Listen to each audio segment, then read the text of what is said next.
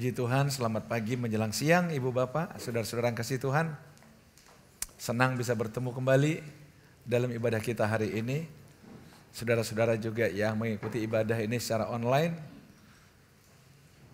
Senang bertemu kembali dengan saudara untuk beribadah bersama-sama.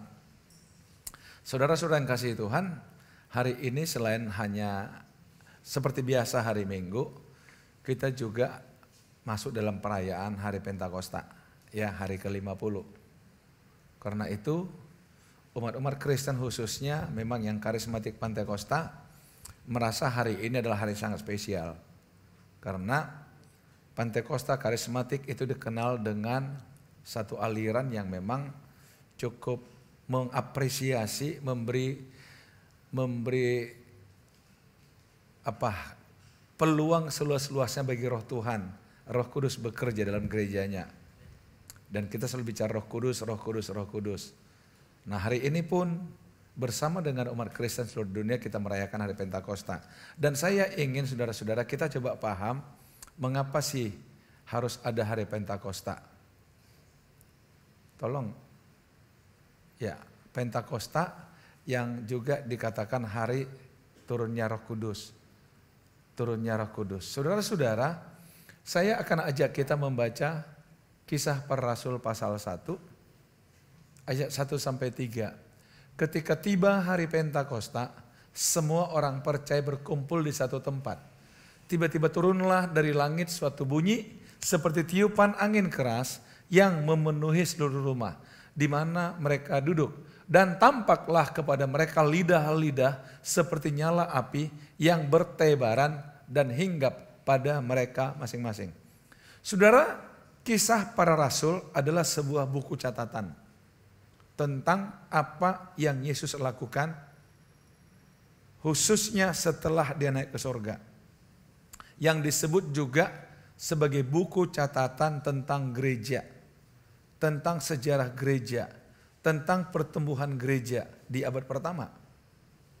Saudara-saudara, dalam Kisah Rasul pasal 1 ayat 1 dikatakan di sana, "Hai Theophilus yang mulia." Saya sudah jelaskan pada saudara beberapa minggu yang lalu siapa Theophilus. Kemungkinan Theophilus lebih banyak orang menyetujui adalah gelar atau panggilan kehormatan bagi orang yang dihormati pada masa itu. Dan kalau melihat Theophilus itu adalah nama Romawi. Berarti sesungguhnya apa yang disampaikan oleh Lukas itu disampaikan kepada pejabat Romawi yang berpengaruh pada masa itu. Mengapa sesungguhnya Lukas merasa perlu menyampaikan itu? Karena dianggap bahwa kehadiran Yesus di bumi, bahkan setelah Yesus naik ke sorga, sepertinya ada kegoncangan di masyarakat. Saudara tahu sebagai pemimpin politik, stabilitas itu adalah hal yang utama. Sehingga ada banyak tuduhan pada masa itu, Yesus membuat kegoncangan, membuat suasana tidak stabil. Itu juga yang membuat tentara Romawi merespon tuntutan imam-imam untuk menyalibkan Yesus. Nah ternyata setelah Yesus naik ke sorga, dianggap kembali berita tentang Yesus itu membuat goncang. Apalagi ada terlalu banyak informasi yang berseliweran. Misalnya, saudara masih ingat ketika pada hari kebangkitan Yesus, imam-imam kepala menyuruh para prajurit mengarang cerita yang mengatakan murid-muridnya mencuri mayat Yesus. Betul? Sehingga sepertinya ada beberapa informasi yang beredar, tapi informasi yang berbeda-beda. Itulah sebabnya Lukas merasa perlu menyampaikan kepada Theophilus, yang benar adalah yang ini gitu. Nah ini juga yang benar adalah ini. Jadi termasuk saudara bahwa peristiwa Pentakosta juga adalah hal yang benar terjadi pada masa itu. Nah saudara-saudara kita kembali. Dikatakan ketika tiba hari Pentakosta atau hari yang ke-50. Pentakosta artinya 50. Setelah tiba hari ke-50. Dari mana dihitung hari ke-50? Dari sejak Yesus bangkit dari kematian. Saudara-saudara, kami 10 hari yang lalu kita peringati hari kenaikan Yesus ke sorga. Itu hari ke-40. Jadi 10 hari berikutnya, maka hari Pentakosta. Saudara-saudara masih ingat ketika kita rayakan hari kenaikan Yesus, Yesus berikan pesan pada murid-murid apa? Jangan tinggalkan Yerusalem sampai kamu menerima janji Bapa. Nah, murid-murid setia untuk itu. Sehingga mereka tidak meninggalkan Yerusalem, bahkan mereka berkumpul di satu ruangan, di ruang atas, di sebuah loteng Yerusalem, yang sekarang ini sering dikatakan upper room, ruang atas. Biasanya kalau orang pergi ke Israel, selalu dibawa ke sana, diceritakan. Disinilah terjadi hari Pentakosta, di sini juga terjadi Yesus buat perjamuan malam terakhir. Disinilah pertama kali turunnya Roh Kudus. Biasanya ketika diceritakan seperti itu, kita terbawa pada satu suasana yang berbeda. Saudara-saudara, memang peristiwa itu dicatat. Nah, apa yang terjadi pada hari Pentakosta? Lihat, ketika tiba hari Pentakosta, semua orang percaya berkumpul di satu tempat. Diduga kira-kira 120 orang. Tiba-tiba turunlah dari langit suatu bunyi seperti tiupan angin keras yang memenuhi seluruh rumah. Perhatikan pertama, ada bunyi seperti tiupan angin yang keras yang memenuhi seluruh rumah di mana mereka duduk. Dan tampaklah kepada mereka lidah-lidah seperti nyala api yang bertebaran dan hinggap pada mereka masing-masing. Jadi saudara, ada dua hal terjadi di sini, yang dua hal itu bisa dilihat atau didengar oleh panca indera. Yang pertama ada suara, suara berarti terdengar. Yang kedua lidah-lidah terlihat. Saudara, saya pernah belajar dalam satu ilmu komunikasi, khususnya bagaimana menjadi seorang presenter seperti itu ya, atau pembawa seminar dan sebagainya. Saya cukup serius belajar itu saudara. Jadi salah satu dikatakan, mengapa kita perlu seperti ini? Karena kalau orang hanya mendengar, paling dia akan ingat 20%. Tapi setelah mendengar dan melihat, minimal 70% pasti bertahan dalam pikiran dia, dalam memorinya dia. Itulah sebabnya saya hanya memutuskan setiap khotbah harus buat seperti ini, walaupun perlu waktu. Tetapi saudara, ternyata ini bukan hal yang baru. Peristiwa Pentakosta juga melakukan hal yang sama. Bukan hanya didengar, tetapi terlihat lidah-lidah api. Jadi ini peristiwa yang tidak hanya didengar murid-murid, tapi terlihat dengan mata. Jadi artinya apa? Nggak mungkin keliru. Karena terdengar dan terlihat. Apa yang terjadi? Nyala api bertebaran dan hinggap pada mereka masing-masing. Pada mereka masing-masing. Berarti semua orang di dalam ruangan itu dapat menikmati atau merasakan. Karena hinggap pada mereka masing-masing. Saudara, coba ambil satu pemahaman begini misalnya. Sekiranya kita semua di ruangan ini, katakanlah ruangan itu adalah ruangan ini. Tiba-tiba ada suara. Pasti ketika suara itu terdengar, semua kita, loh apa ini? Apa ini? Apa ini? Betul nggak? Apalagi tiba-tiba ada lidah api. Tetapi ketika mereka tiba-tiba menghinggapi setiap orang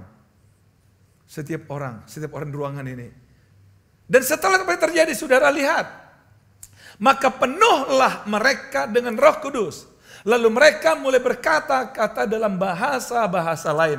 Seperti yang diberikan oleh Roh itu kepada mereka untuk mengatakannya. Jadi ketika mereka mendengar dan melihat lidah-lidah api menghinggapi setiap orang. Maka setiap orang mulai berkata-kata dalam bahasa-bahasa lain. Artinya bahasa lain adalah bahasa yang tidak dimengerti oleh si pembicaranya. Jadi yang berkata-kata, dia ngomong tapi dia nggak ngerti apa yang dia omongin. Itu yang terjadi saudara. Nah waktu itu, nah ini akhirnya kita lihat bahasa apa itu. Dan waktu itu di Yerusalem diam orang-orang Yahudi yang saleh dari segala bangsa di bawah kolong langit. Saudara tahu waktu itu bangsa Yahudi sudah diaspora, terpencar-pencar karena mereka lahir sudah daerah-daerah yang berbeda, maka mereka jadinya berbahasa yang berbeda. Saudara tahu kenapa di zaman Yesus bahasa Yunani itu lebih populer? Padahal sebelumnya Yunani itu sudah dikalahkan oleh Romawi. Harusnya bahasa Latin.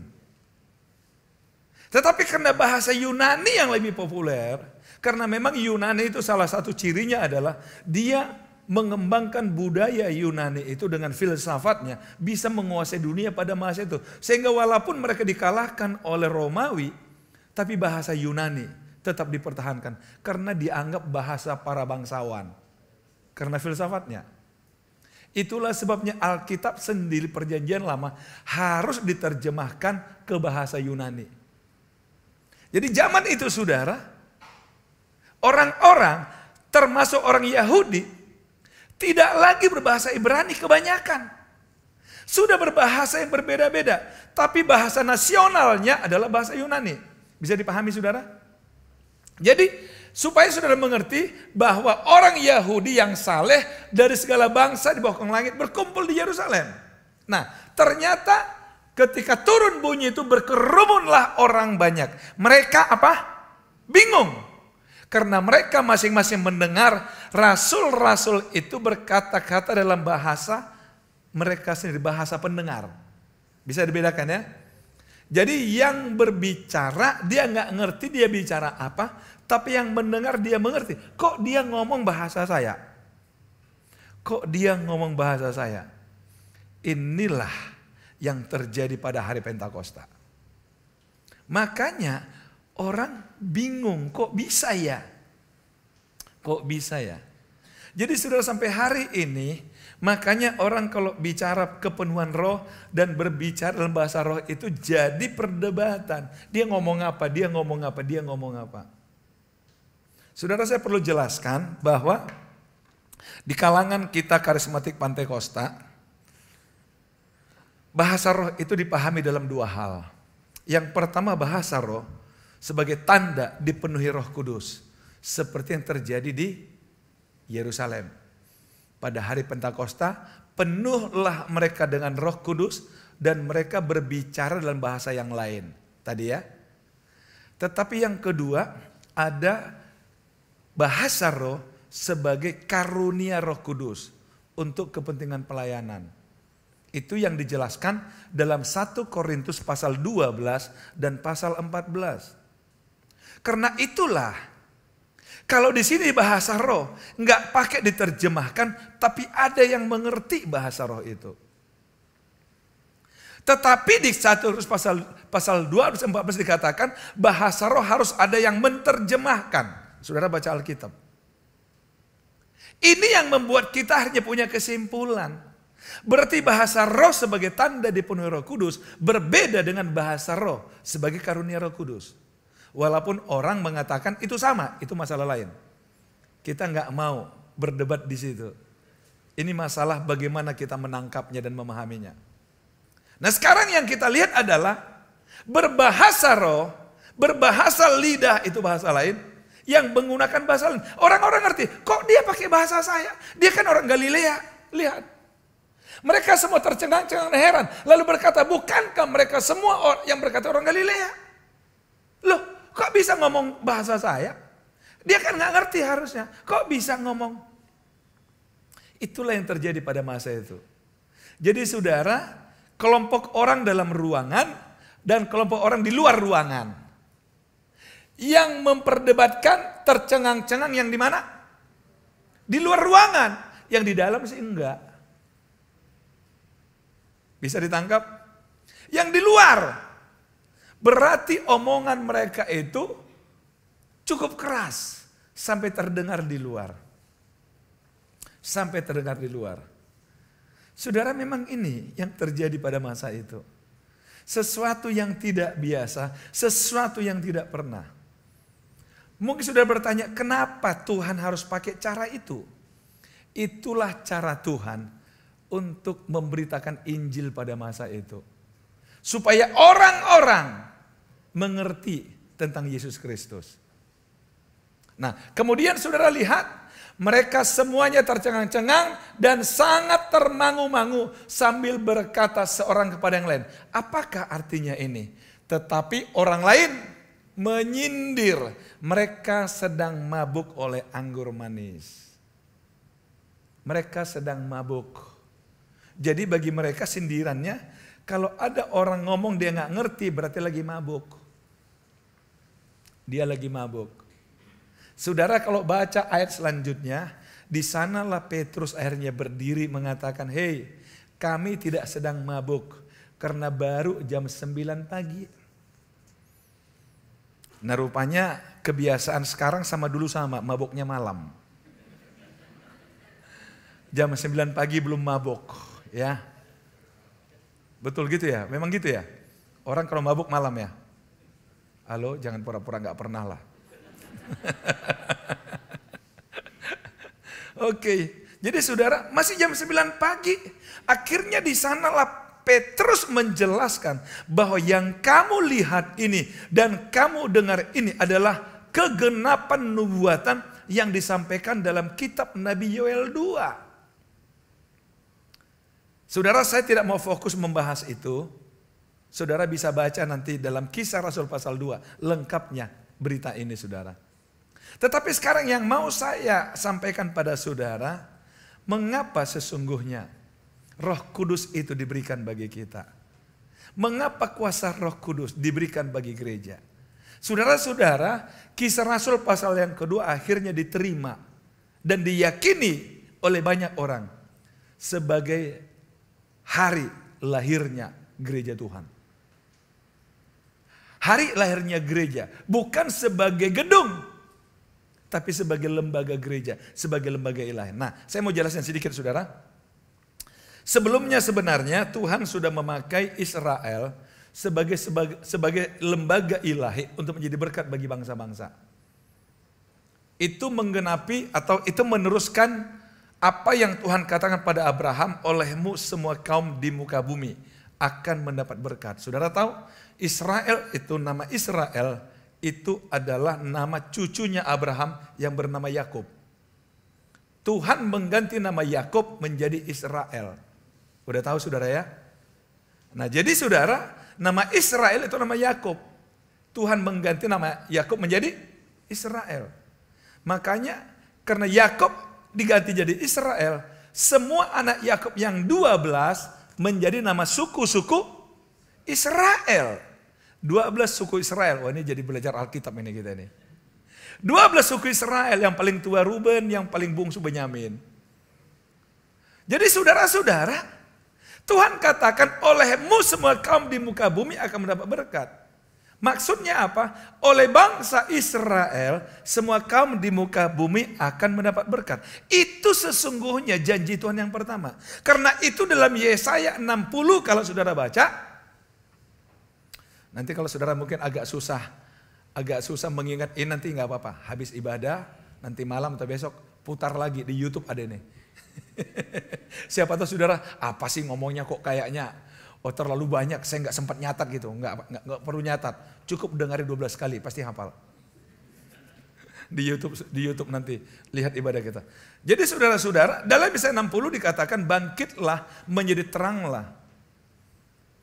Sebab terang Tuhan terbit atasmu dan kemuliaan Tuhan ada padamu. Jadi kira-kira begitu bunyinya. Kemudian ayat yang kedua dikatakan bahwa bumi ini sedang dalam kegelapan dan bangsa-bangsa dalam kegelapan. Karena itu dikatakan, mengapa engkau perlu bangkit? Karena bangsa-bangsa sedang dalam kegelapan.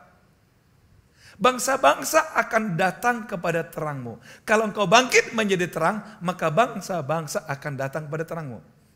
Jadi artinya begini, Israel, aku pakai engkau sebagai sebuah lembaga di dunia ini untuk memberkati bangsa-bangsa. Kalau engkau bisa menjadi terang, maka bangsa-bangsa datang kepadamu. Engkau akan memberkati mereka. Itu janji Tuhan. Tapi ternyata Israel gagal. menjadi berkat bagi bangsa-bangsa. Kalau saudara baca kira-kira 8 abad, 7 abad sebelum Masehi, mereka sudah terbuang. Itulah zaman Daniel, itulah zaman Esther. Terbuang dan mereka nggak mengalami kemerdekaan.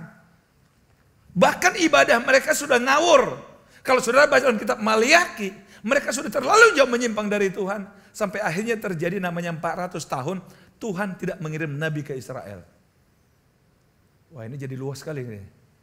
Dan disitulah terjadi saudara-saudara, ada banyak suku-suku. Saudara-saudara, bukan suku-suku, sekte-sekte maksud saya. Ada di sana Herodiani, ada Saduki, ada Farisi dan berbagai hal. Itu terjadi 400 tahun dalam koridor sebelum Masehi sampai tahun 0 itu. Makanya zaman Yesus banyak sekte-sekte itu. Jadi artinya begini saudara, Israel gagal. Kemudian Yesus katakan dalam Matius pasal 16. Satu ketika Yesus berkumpul dengan 12 muridnya, dia katakan, "Hei, menurut kata orang siapakah anak manusia?" Dia menyebut pada dirinya. Ada yang mengatakan engkau Yeremia, engkau ini, engkau ini. Tapi saya katakan menurut kamu saya siapa? Petrus katakan apa? Engkau adalah Mesias, anak Allah yang hidup. Dan Yesus langsung katakan, berbahagialah engkau Simon, karena bukan engkau yang mengatakan, tapi Bapakku yang di sorga yang memberitahukan padamu. Dan di atas batu karang ini, aku akan mendirikan jemaatku, gerejaku. Jadi pertama kali istilah gereja di Alkitab disebut dalam Matius 16. Tapi masih bersifat nubuatan akan. Barulah di Kisah Para Rasul 2 terjadilah gereja. Itu diyakini oleh orang-orang. Nah saudara-saudara, saya kembali tadi. Apa sih gunanya Roh Kudus diberikan bagi kita? Yang pertama lihat. Dalam Yohanes 16 ayat 7.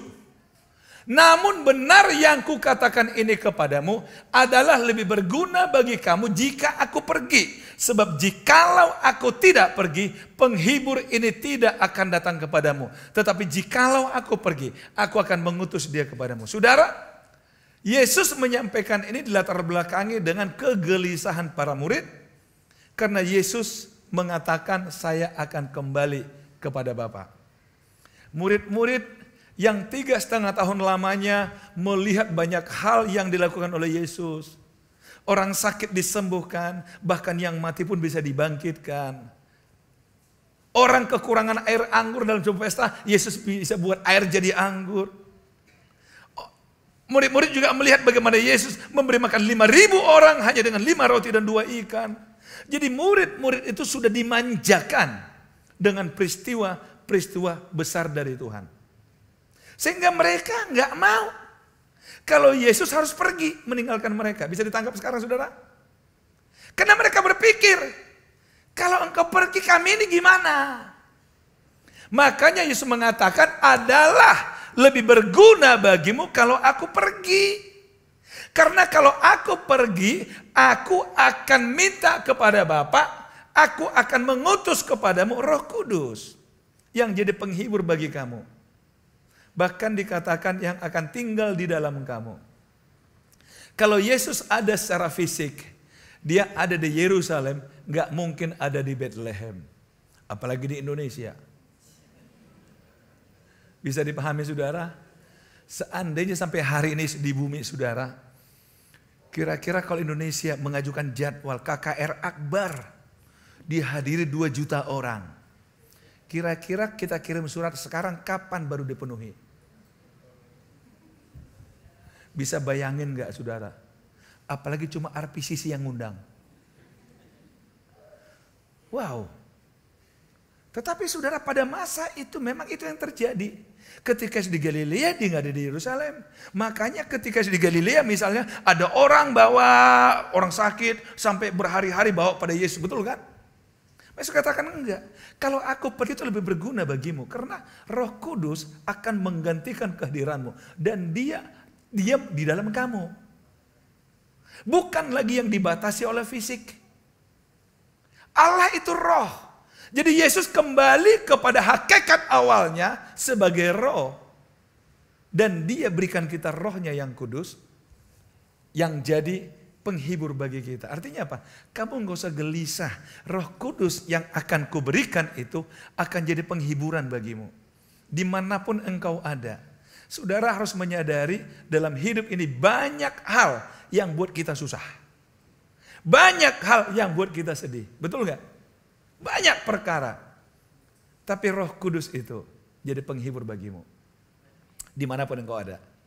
Yang kedua, kuasa Roh Kudus itu menjadi penolong bagi kita. Jikalau kamu mengasihi aku, kamu akan menuntut segala perintahku, dan aku akan minta kepada Bapa dan Ia akan memberikan padamu seorang penolong yang lain, supaya Ia menyertai kamu kapan? Selama-lamanya. Penolong yang menyertai kamu selama-lamanya. Berarti penolong yang akan bersama dengan kamu selama-lamanya. Menyertai berarti bersama-sama. Berarti penolong yang akan ada bersama dengan dimanapun engkau ada. Namanya juga menyertai. Tidak terlihat, tapi kuasa itu ada bagi saudara. Saudara-saudara, ada banyak kesaksian. Saya sendiri banyak pengalaman ketika saya merasa Roh Tuhan itu yang menolong saya. Kadang-kadang dalam suasana yang terjepit, suasana yang sulit, kita harus menjawab sesuatu, dan tanpa kita sadari Roh Tuhan itu bicara di hati kita. Sehingga kita tahu harus berkata apa. Benar saudara. Ada banyak anak-anak Tuhan bersaksi. Roh Kudus menolong dia di masa-masa sulit. Ada banyak kesaksian. Itulah kuasa Roh Kudus. Karena itu saudara ini kasihi Tuhan. Ketika mengatakan ada lebih baik aku pergi.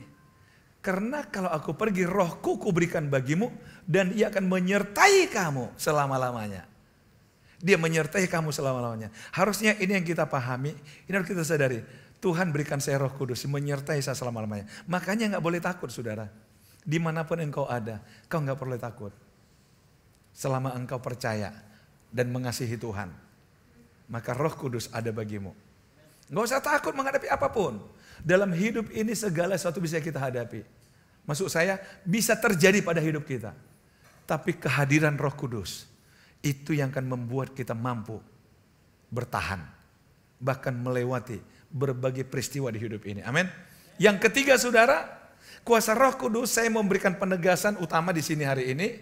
Tetapi kamu akan menerima kuasa kalau Roh Kudus turun ke atas kamu. Dan kamu akan menjadi saksiku di Yerusalem dan di seluruh Yudea dan Samaria sampai ke ujung bumi. Saudara-saudara, satu hal yang harus kita paham adalah, udah berulang kali saya katakan, kenapa sih Tuhan Yesus harus datang ke dunia? Karena Bapa mengasihi kita. Ancaman paling serius bagi manusia adalah maut, kematian, neraka.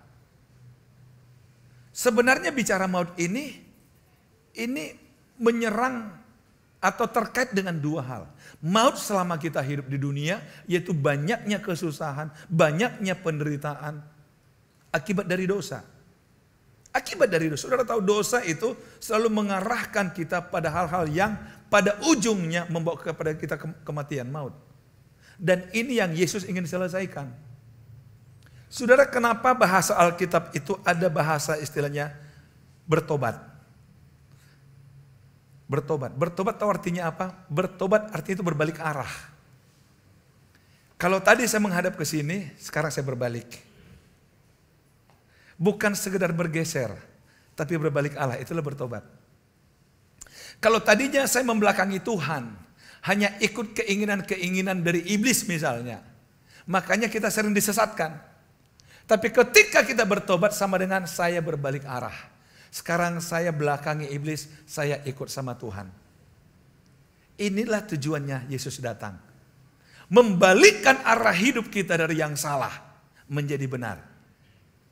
Jadi saudara, sesungguhnya ketika dikatakan kamu harus jadi saksiku, yuk, ada banyak orang jalan hidupnya salah. Buat dia berbalik kepada yang benar. Itulah yang harus kita sampaikan. Menjadi saksi bagiku supaya jangan lagi ada orang merasa salah memahami Tuhan. Maka kita jadi saksi. Apa yang perlu kita sampaikan? Yang perlu sampaikan adalah apa yang kau alami bersama dengan Tuhan. Apa yang engkau alami bersama dengan Tuhan. Sambil satu contoh begini saudara. Katakanlah seandainya saya punya sejenis minuman atau makanan begitu. Yang saudara belum kenal makanan minuman ini, belum pernah mencobanya. Ketika saya katakan makanan ini enak loh. Saudara katakan seperti apa sih enaknya? Saya pastilah tidak akan bisa menjelaskan. Karena ini masalah rasa. Bisa nangkap saudara? Paling saya katakan coba aja. Itu paling bijak. Setuju nggak? Sebab kalau saya mengatakan begini, aduh gimana ya? Ada asamnya, ada manisnya. Tapi manisnya nggak manis banget sih. Tapi kan capek sekali kita. Begitu juga pengalaman dengan Tuhan saudara. Terlalu sulit kita menjelaskan kepada orang lain. Pengalaman pribadi kita dengan Tuhan. Betul nggak? Makanya ajak dia. Kalau kamu mau tahu, ikut aja sama Tuhan. Percaya aja sama Tuhan. Sama. Apa sih artinya penuh dengan Roh Kudus? Kita nggak bisa jelasin. Tapi katakan, kalau gitu kamu minta aja supaya kamu penuhi. Baru kamu tahu apa artinya penuh Roh Kudus. Hal-hal yang rohani itu nggak bisa dijelasin, harus dirasakan. Karena itulah saudara, kalau kita kembali dalam Kisah Rasul tadi, ketika mereka mendengar, kemudian melihat, akhirnya merasakan peristiwa itu. Betul? Pengalaman dengan Tuhan tidak cukup hanya didengar, tidak cukup hanya dilihat, tapi juga harus dirasakan. Barulah kita bisa jadi saksi. Kalau nggak begitu kita nggak bisa jadi saksi. Karena itu saudara, kalau engkau mengalami Tuhan dalam hidupmu, cerita pada teman-temanmu. Ketika dia susah, butuh penghiburan, katakan ada Tuhan memberikan Roh Kudus akan menghiburmu. Ketika orang nggak tahu harus buat apa, engkau harus bersaksi mengatakan ada Tuhan yang akan menolong engkau. Amin. Jadilah saksi bagi Tuhan. Tuhan Yesus memberkati.